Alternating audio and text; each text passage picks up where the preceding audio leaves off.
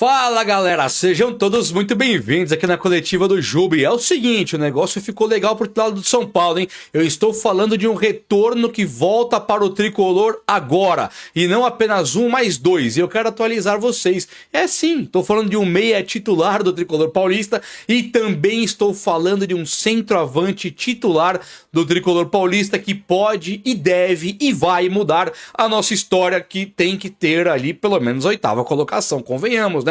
Se o São Paulo não tiver a oitava colocação, ele não pega pré-Libertadores. Conhecendo o que a mídia e o que parte da torcida faz com o São Paulo quando não está jogando nada interessante, o São Paulo abandona. E se abandonar, é o fim do São Paulo. Eu tô aqui dizendo pra vocês, se nós abandonarmos agora, será o fim do São Paulo Futebol Clube. E eu serei linha de frente aqui na batalha pelo São Paulo, porque eu não vivo sem o São Paulo. Eu serei eternamente linha de frente na defesa pelo nosso São Paulo Futebol Clube. E digo mais, hein? Sabe o caso do Diego Fernandes da SAF? Teve um cara, jornalista ali da ESPN, que ele fala assim, uma coisa muito profunda, que eu vou atualizar aqui vocês, lerei tudo para você ficar bem atualizado. Se o São Paulo vira SAF agora, Diego Fernandes, em que pé que está a coisa? Vem comigo que você vai se interessar bastante pelos temas do vídeo de hoje. E tem mais, hein? Será que o Crespão vai usar a equipe de base? Ou ele vai ficar só choramingando a falta de elenco? Porque nós temos uma equipe de base que tá ali batendo na porta, né? Querendo entrar. Você tem o Nicolas, lateral esquerdo. Ah, Jubão, mas o Nicolas tá devagar. O Nicolas você não pode, vai ser cobrado pela torcida. Vai mesmo? A torcida do São Paulo cobra a equipe de base 4 anos depois, né? Não cobra na hora que começa. Chegou o Nicolas, vamos cobrar. Não vai. Não vai. O Nestor é ídolo para muitos ainda. O rapaz lá, o Juan, centroavante, foi ser vaiado 1 ano depois. Rodriguinho até hoje, a torcida tem esperança. 4 anos depois de jogar no São Paulo. Então não tem essa que o Nicolas vai ser cobrado, colocado na podre. Ora, se o Nicolas tivesse jogado contra o Corinthians e o jogo fosse 3-1, a culpa seria do Nicolas? Talvez, mas foi 3-1 do mesmo jeito, porque Patrick Lanza nós já sabemos que não pode jogar no São Paulo. Um cara igual Patrick Lanza nós temos a certeza, o Nicolas é uma dúvida. Mas vamos falar do que interessa para o torcedor são paulino mesmo, e eu quero começar aqui falando para você. Pausa de 5 segundos para pedir a sua ajuda ao nosso canal com o seu like e se inscrever se ainda não for um inscrito. Ó, rufem os tambores aqui, ó. Bom, bom, bom, bom, bom, bom, bom, bom, bom. Marcos Antônio está de volta. É a fera, é o monstro que volta para o time do Tricolor agora e está relacionado para o jogo do São Paulo contra o Juventude. O jogo do São Paulo contra o Juventude é fora. Mas o Juventude é um dos rebaixados do Brasileirão. O Juventude já caiu. Então o São Paulo não pode perder a chance de ganhar. O São Paulo hoje é o 9º. Olha aqui, ó. 5 com 4. 9º colocado do Brasileirão. Empatado com o Corinthians e com o Red Bull Bragantino. Nós temos que ter obrigatoriamente aquela 8ª vaga. Porque a 8ª vaga nos coloca diretamente na Libertadores. Numa pré.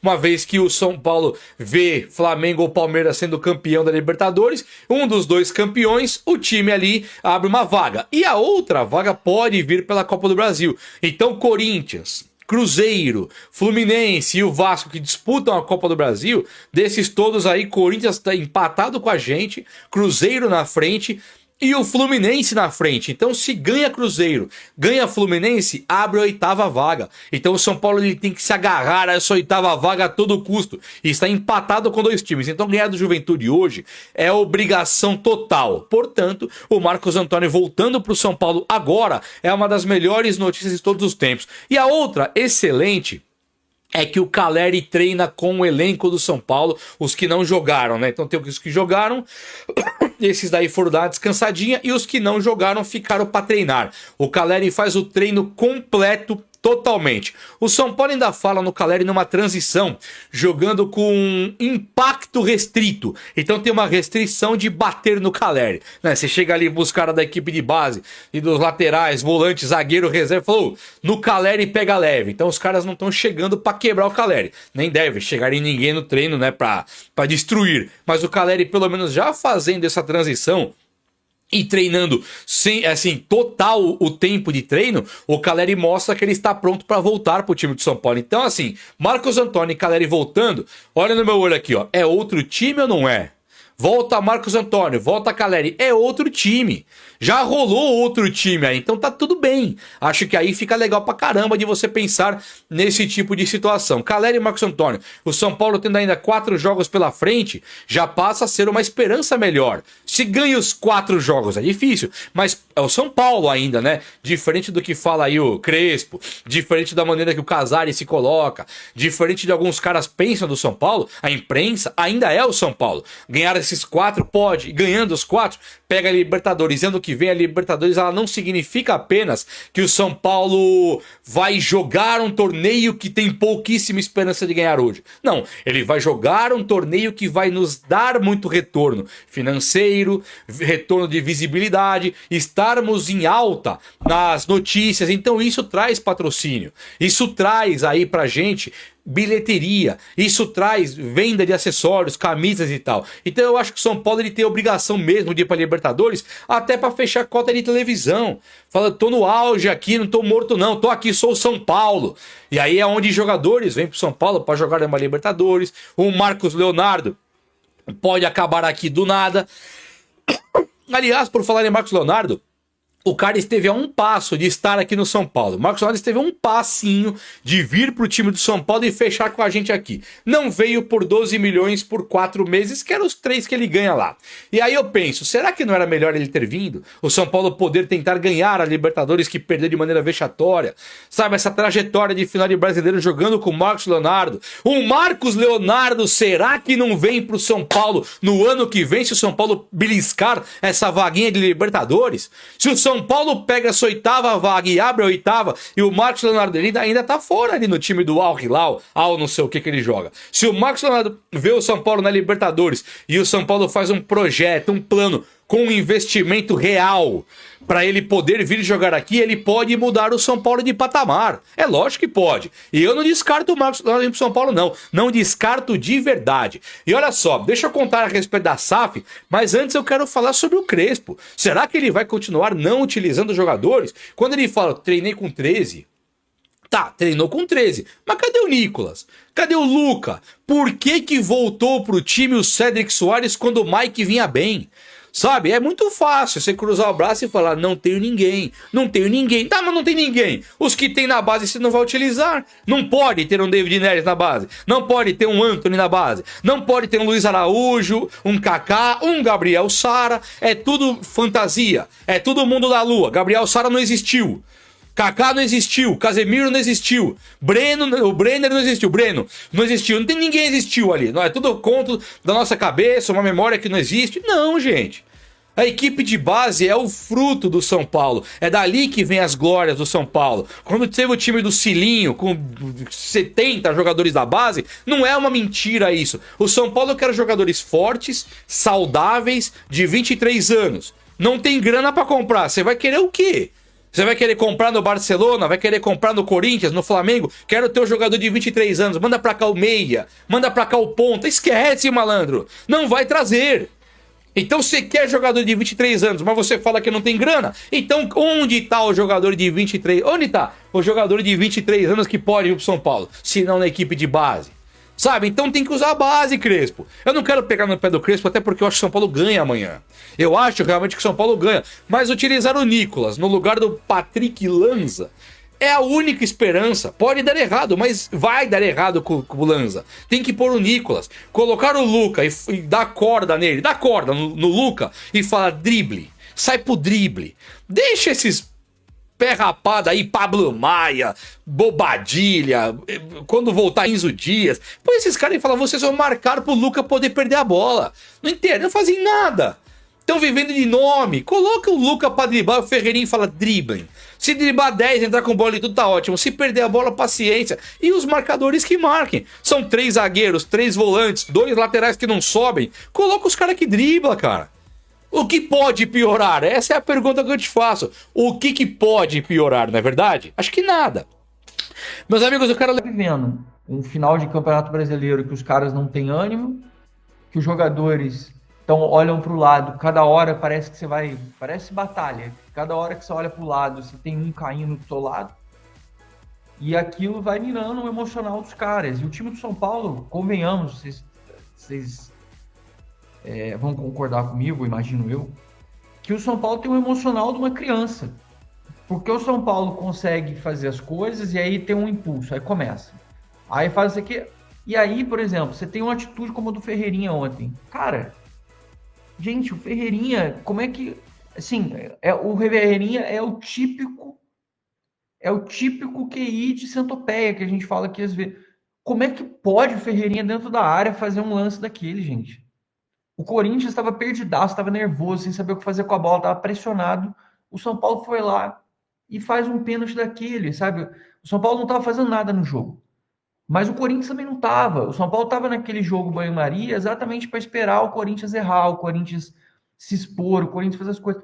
O São Paulo não fez absolutamente nada. Aí vai lá o Ferreirinha e faz um pênalti daquele, sabe? Isso estou falando da coisa do campo. Não estou nem entrando no mérito do extra-campo ainda. Na coisa do campo. O que o Ferreirinha fez é um negócio assim que transcende a burrice.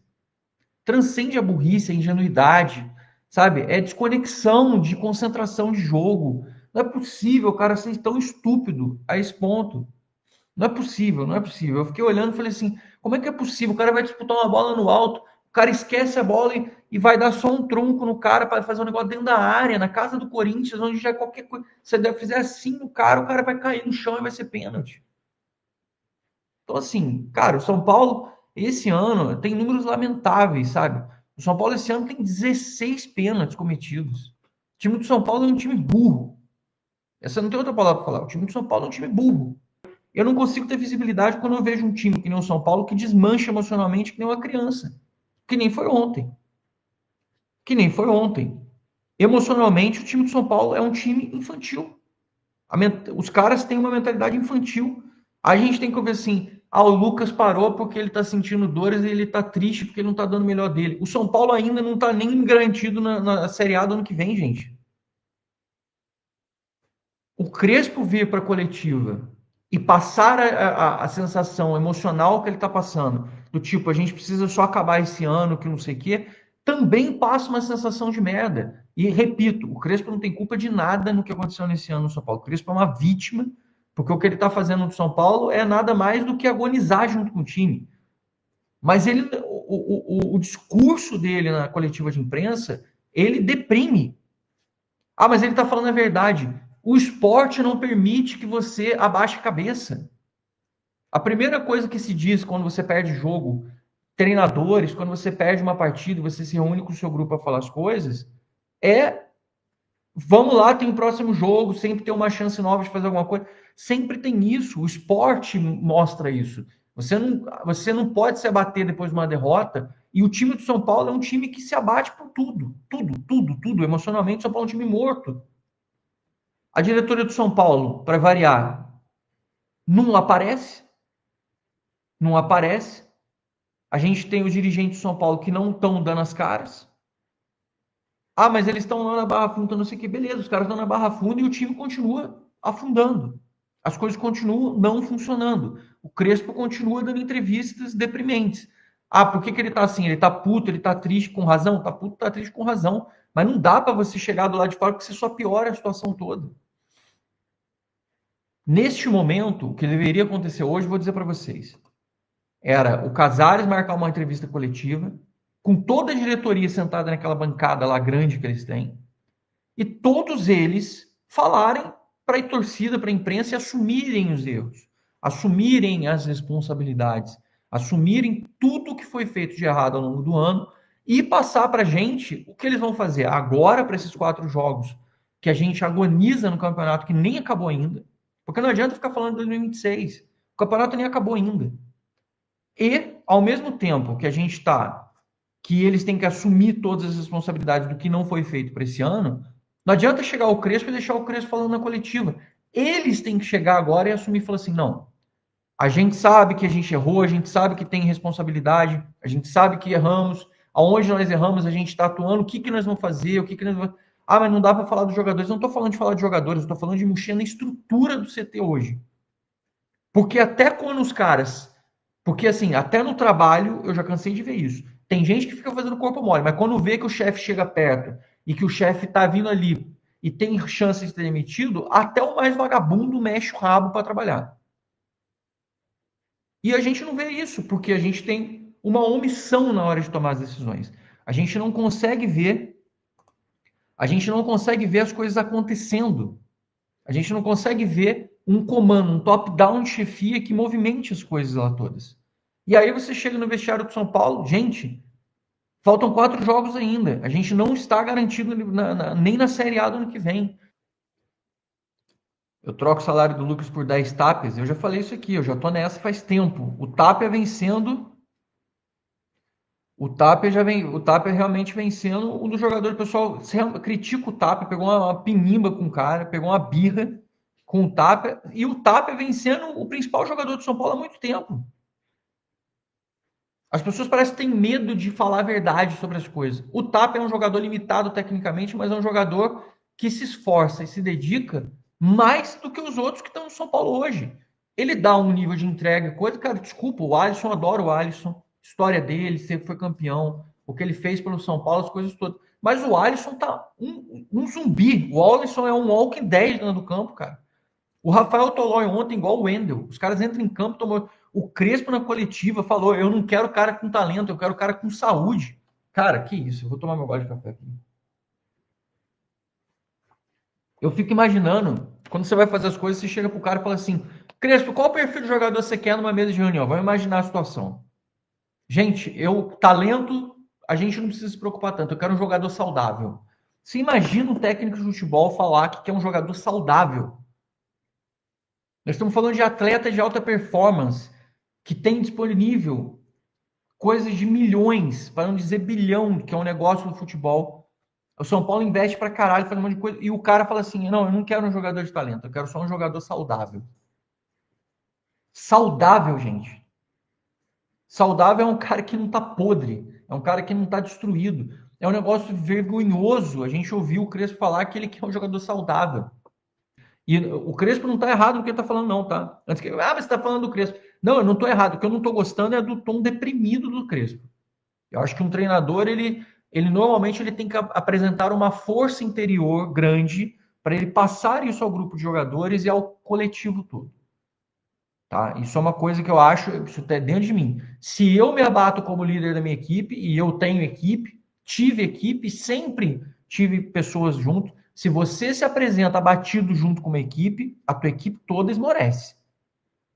Isso aí, se você nunca teve equipe, se você não conhece, se o seu chefe chega para você e fala: a gente tem uma missão do caralho, mas eu não acredito que vai dar certo, você sabe aonde que você vai conseguir motivar teu time para fazer aquela merda acontecer? Não vai. Então, o que eu estou falando aqui com o Crespo é sobre a postura dele e personalidade que ele está passando. Porque esse desolo que está acontecendo, a torcedora é normal acontecer. Lá dentro, os caras, são bem pagos, tem um monte de problema, mas eles têm que arranjar soluções. Tem gente que ganha R$ 2.000 por mês e todo dia tem que arranjar uma porrada de solução e continuar trabalhando mesmo com um monte de dificuldade. Todo mundo tem problemas, todo mundo tem dificuldade na sua vida pessoal para resolver as coisas, pagar conta, todo mundo tem dificuldade. Que você não pode aparecer, se você aparece todo dia no seu trabalho assim, prostrado, sem força, sem nenhum tipo de reação para enfrentar os desafios, cara, teu chefe olhar para você e falar: irmãozão, e aí, tá, que tá pegando? A gente precisa ter uma mudança. Não adianta você abaixar a cabeça e se entregar para os problemas. Ainda mais no esporte. O esporte é 99% das vezes você só recupera quando você muda o seu clique emocional, você dá aquele estalo de mudança. Tanto que muitas vezes treinadores paizões resolvem em curtos prazos, em tiros curtos, estados emocionais que não são táticos, você não tem a longo prazo resultado. Mas no curto prazo, aqueles caras que são paizões, motivadores, eles resolvem muitas vezes times muito mais por conta de questões de você motivar o grupo para que o grupo retome o trilho e emocionalmente eles foquem.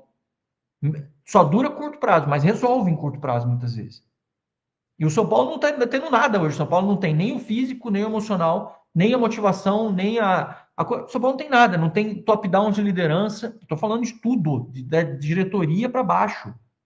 Você vê da omissão ao desolo, à depressão nas coisas.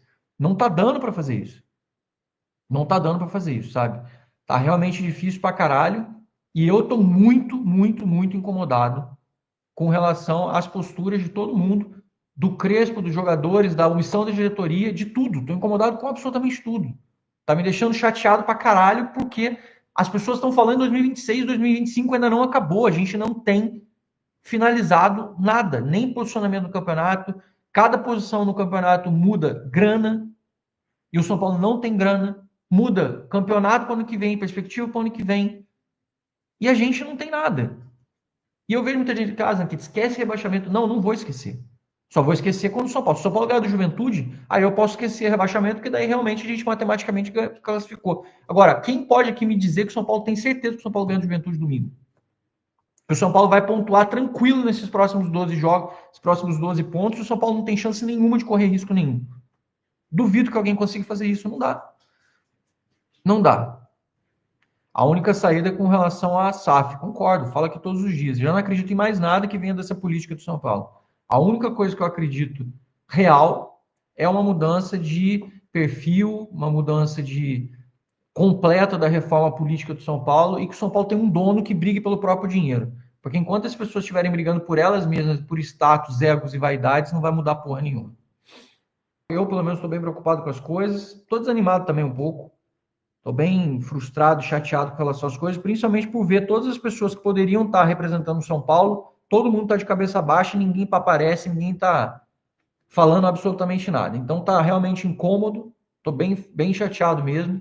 Talvez esteja, do período todo que estou fazendo vídeo e live, talvez seja o momento que eu estou menos com ânimo com relação às coisas. Até peço desculpa para vocês por isso, mas também não vou vir aqui abrir câmera para fazer... Eu não estou fazendo uma peça de teatro. E quais as perspectivas que a gente tem para esse jogo contra o Juventude, que acabou se tornando um jogo de quase vida ou morte para a gente. Para vocês, um post aqui de um jornalista que se chama Caio Alves. Esse jornalista Caio Alves é um jornalista lá da ESPN, né? ESPN, do grupo Disney, coisa e tal. A ESPN, desde que eu me conheço por gente, ela é um dos melhores veículos de jornalismo e cobertura de esportes, desde que eu me conheço por gente. Eu amava ver a ESPN Brasil, ficava vendo lá mesmo, basquete, futebol, eu sempre gostei. Então esse Caio Alves aqui, eu realmente conheço muito pouco dele. Mas assim, só dele estar na ESPN, eu dou os créditos aqui, acho que é melhor, não todos, né? Tem cara na ESPN ali também que se eu ver na rua assim, eu atravesso, pode ocorrer, que eu não quero nem olhar. Mas esse Caio Alves, ele fala uma coisa do Diego Fernandes em relação à equipe a possibilidade de virar SAF. E eu me pergunto se isso aqui, o que tem? O Diego Fernandes é fogo de palha, tá brincando com a nossa cara, o noticiário brinca com a gente, ou o Caio Alves aqui tá completamente errado. Vamos ver o que o Caio Alves posta aqui. Ele fala exatamente assim, ó, num post dele, página dele, ele fala: Diego Fernandes, o agente lá, que está aumentando a própria visibilidade vinculando o nome ao São Paulo. Todo mundo viu que o Diego Fernandes, ele vinculou o nome dele ao São Paulo, ele posta coisas tipo, estamos trabalhando, né? Parece que ele tá ligado ao São Paulo. Mas será que está? E ele fala que o cara tá aumentando a visibilidade dele vinculando o nome dele ao São Paulo. Ele se apresentava como um agente ao intermediar o negócio do Carlo Ancelotti com a CBF. Então ele falava, eu sou agente, eu intermediei o Carlo Ancelotti com a CBF, tipo assim, por causa dele é que o Ancelotti fechou com o Brasil.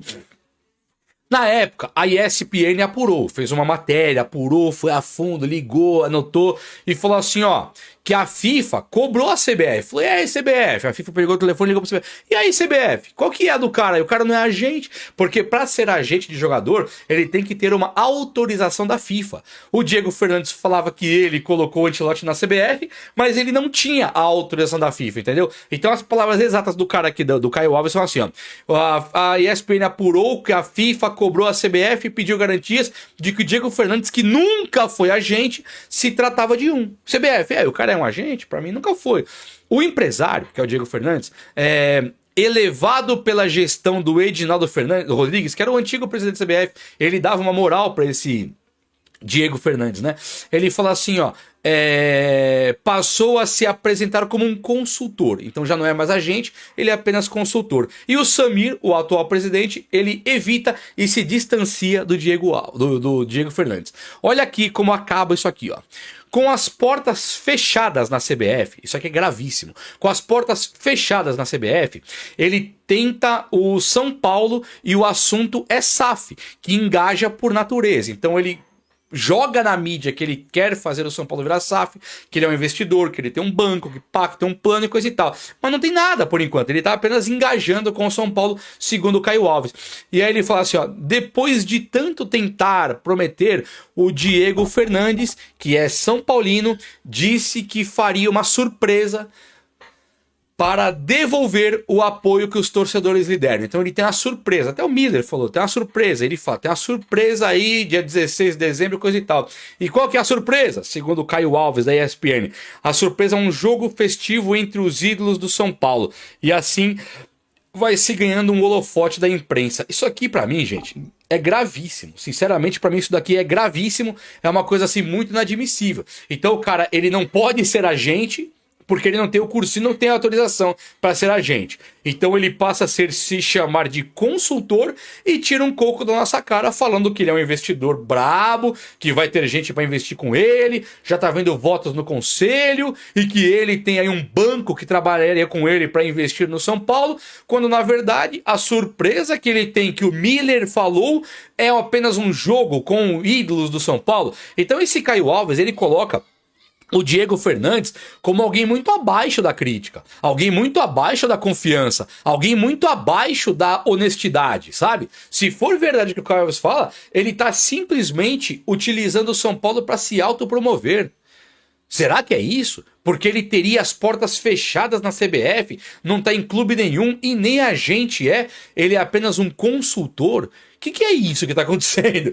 Então assim, eu vou sinceramente parar um pouco de pensar no Diego Fernandes, vou pensar mais que o São Paulo pode angariar os investidores por conta própria e que o Marcos Leonardo da vida pro ano que vem, ele deixa de ser uma fantasia da minha cabeça e ele passa a ser uma realidade, até porque uma realidade um pouco mais otimista é muito do que nós precisamos hoje.